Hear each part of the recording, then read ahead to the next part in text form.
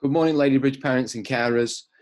This is the first one of these that I've done for a few weeks, and unfortunately, I always feel as if I'm bringing you bad news, and I'm afraid that is the case today. Today, we've had to send home Year 8 due to staffing shortages. I am really, really sorry that we've had to do this. We've got 17 staff absent today. We have a number of staff COVID cases now, and we know that for the next 2 weeks we have a large number of staff that are going to have to self-isolate. I will give you more detail about that in a moment and about where we sort of go from here. But for now, let me give you the sort of big picture and why we've made the decision that we've made today. With the number of staff we've got absent today, we would need to have over 10 supply staff in school, and I simply do not believe that that is safe. Under normal circumstances, when you've got a lot of supply staff in school, it begins to compromise school safety. But under the current COVID circumstances, the risks are far, far greater. As I'm sure that you know and can imagine, there's a lot of extra restrictions and things that we put in place to keep everyone safe, strict transitions, strict rules around routes learners have to take through the school building to keep year group bubbles separate, extra duties to make sure all of that works. Having that number of staff absent and that number of supply staff in the building simply makes maintaining that impossible, and I think compromises school safety, and I've got to do what I believe is right to keep people safe. We've sent home Year 8. Now I've been in touch separately with Year 8 families today, so they got a text message at the start of the day, they got a letter from me a couple of hours ago, and in there I explained to them why we've sent home Year 8 specifically. Firstly, we've already got some Year 8 learners who are self-isolating who come back next Tuesday, and we can provide a better, stronger remote learning offer when we've got an entire year group working from home than when we have some learners working from home and others working in school. What we're also doing is we're trying to protect Year 7 and Year 11. Year 7 because they've missed the most time so far, and Year 11 because of their exams next summer. Now, in terms of where we go from here, as I mentioned at the start, we know we've got some staff that will definitely be off for the next 2 weeks, some of whom have tested positive and some of whom need to self-isolate because they're either close contacts of them or close contacts of other people who tested positive. But there are a few staff out of those 17 staff who may well be back sooner. So it's impossible for me to say at the moment how long we're going to have a year group out of school. And I want everyone in school. And as soon as we have sufficient staff to have everyone in school, we'll have everyone in school. Okay. Now, let's say that things don't improve by Tuesday. What we will then do on Tuesday is have Year 9 working from home from the Tuesday till Friday, and then the following week we'd have a number of days where the Year 10s are having to work from home. But I'm just giving you a warning that that is a possibility. I'm not telling you that is definitely going to happen, because we will only do this if it can't be avoided. If the staffing levels are so low that it's not safe to have everyone in school, I will do this.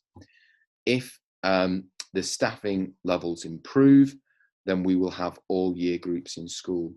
Something that I've not put in the letter that I perhaps should have done is that this week we've appointed 2 new cover supervisors who will be permanent members of staff, who will be our staff. Now, we've appointed them on a temporary basis, but they will be our staff. They will know all the COVID restrictions and the transitions and be involved in extra duties. and will be in a much stronger position to provide cover. Now, that will help a bit. It's only 2 staff, but it's going to help.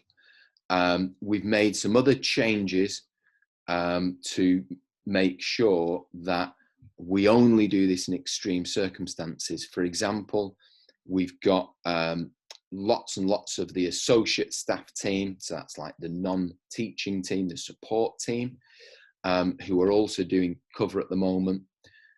So there's lots and lots of things that we've been doing over the last few weeks to avoid this, but we've reached a point that staff absence is so high due to COVID-19 that we're having to have over 10 supply staff in the building.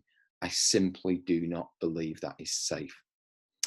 Now, tomorrow, Year 8 families are going to get really detailed information about what exactly needs to be learned and what exactly needs to be done between now and next Tuesday. And this is part of our strategy to increase engagement during periods of remote learning. So for those Year 8 families, I think when you see what we send tomorrow, I think you'll be quite pleased because it's really comprehensive, it's really clear. And if the worst comes to worse and other year groups have to experience this, and of course there'll be other year groups at times and other learners at times that have to isolate, I think you will really appreciate what we send to you. It's going to make things crystal clear, and I think it's a really strong remote learning offer. Obviously, whilst the Year 8s are off, we've got to have the teachers who are teaching Year 8 doing cover, which is the whole point of sending Year 8.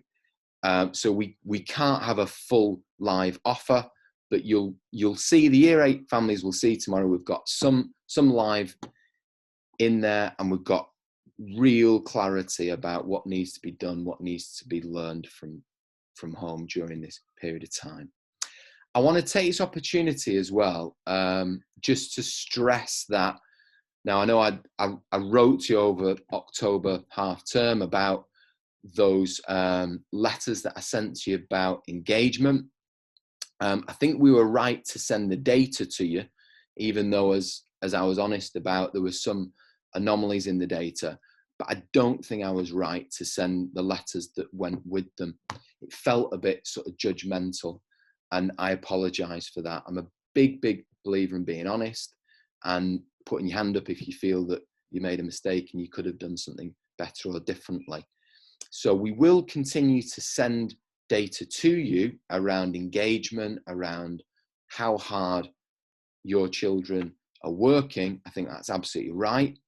And we're looking at how we can alert you quicker, and I appreciate your feedback on this, when there have been issues with engagement. So we're working on that too.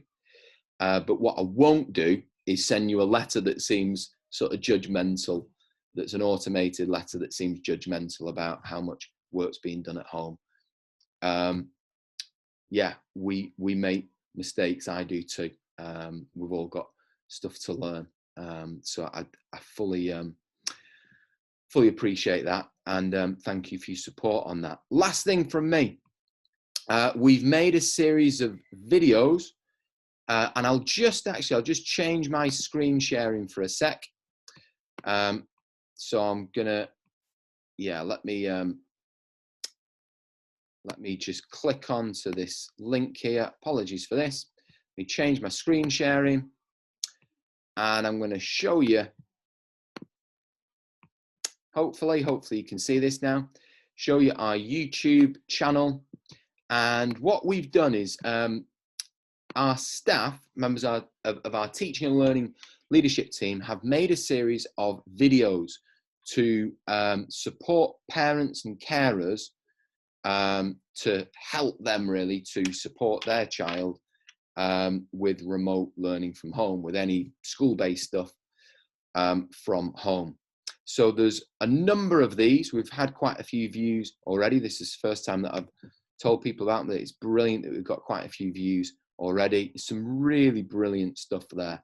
Now, I want to stress that's there to help you. That is not us as a school and me personally passing all of the responsibility for academic learning onto our parents and carers. It's not about that. It's about us trying to work together in partnership and us to provide the very best sort of guidance we can to help you with that stuff. I'm a parent too, as you know, and I would love to get this sort of thing through from my sons and daughters' schools. So I hope you take that in the right sort of spirit.